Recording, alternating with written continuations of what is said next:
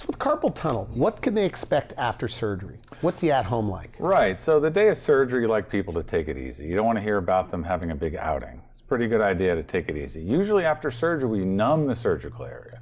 So your surgical pain is diminished nicely for that day. Okay. Now by that evening or the next day, the numbness is worn off and they can have some pain. Now, studies have shown patients take as few as 3 or 4 pain pills after these types of surgery, and many patients I see will come and say, I didn't even fill that prescription, which is great. Nice. We want to minimize opioids. But it should be expected to have some pain for a few days, 7 days? Well, absolutely. I mean, I tell patients, you know, to get the work done, we cut a hole in your hand, and this is an unfriendly thing to do. We had to do it to get the work done, and it's going to be sore. So for carpal tunnel, the numbness is improved, as we spoke about, but they have a cut in their hand and it's sore. So I usually use soft bandages for carpal tunnel. You can use your hand almost immediately. You can want to keep it dry for a few days, but then you can wash it and shower. There's usually 1 stitch that comes out in a week. Dissolves out? No, we usually use a small removable stitch. It gives a better result as far as diminishing infection and scarring. So we do that, and then you're increasing your activity very, very steadily. Sometimes more than you think you should, you know? And I tell people, you can't break your carpal tunnel surgery. I broke the ligament. I cut it in half. There's nothing... So that nerve is freed up. The nerve's free, the ligament's cut. You can't break it or ruin it. All you can do is be miserable, right? So if you're so stubborn and you want to be that miserable, you go ahead and do things like I did.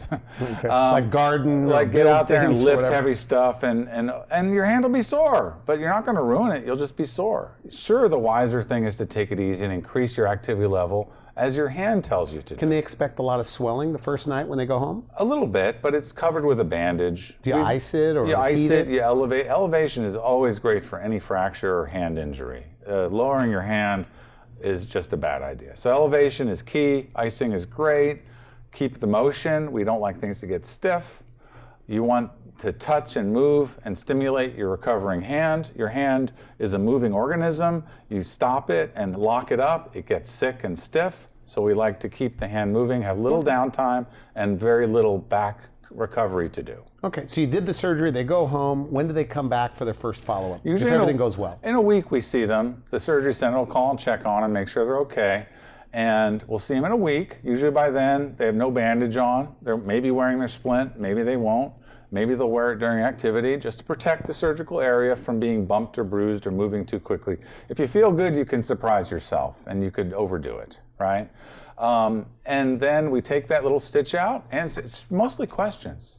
Very few patients need hand therapy. Some people really enjoy the interaction and the hand holding of hand therapy, but it's time and money. So most patients can recover with very simple stretching and gradual. It's a natural recovery. Just do more.